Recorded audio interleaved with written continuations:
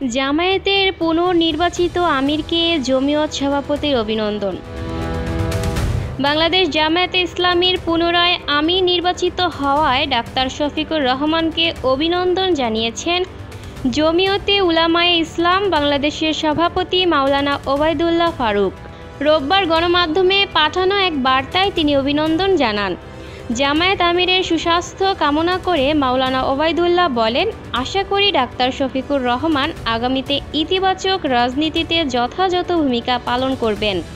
এর আগে 2026-28 সেশনের জন্য বাংলাদেশ জামায়াতে ইসলামীর আমির হিসেবে পুনর্নির্বাচিত হন ডাক্তার শফিকুর রহমান। দলের অভ্যন্তরীণ নির্বাচন পরিচালনার দায়িত্বে নিয়োজিত প্রধান নির্বাচন কমিশনার ও কেন্দ্রীয় সহকারী সেক্রেটারি জেনারেল মাওলানা এটিএম মাসুম আমির নির্বাচনের ফলাফল ঘোষণা করেন। রোববার কেন্দ্রীয় প্রচার ও মিডিয়া বিভাগের সেক্রেটারি মতিউর রহমান আকন্দের সই করা বিজ্ঞপ্তিতে বিষয়টি নিশ্চিত করা হয়। উল্লেখ্য, 9 অক্টোবর থেকে 25 অক্টোবর পর্যন্ত সারা দেশের সদস্যদের কাছ থেকে গোপন ব্যালটের মাধ্যমে ভোট গ্রহণ করা হয়। ভোট গ্রহণের কার্যক্রম শেষে সংশ্লিষ্ট দায়িত্বপ্রাপ্ত টিম ভোট গণনা শেষ করেন।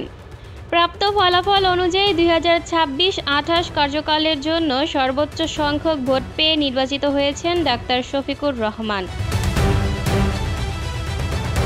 Lucky Akter, People Voice Television, Dhaka.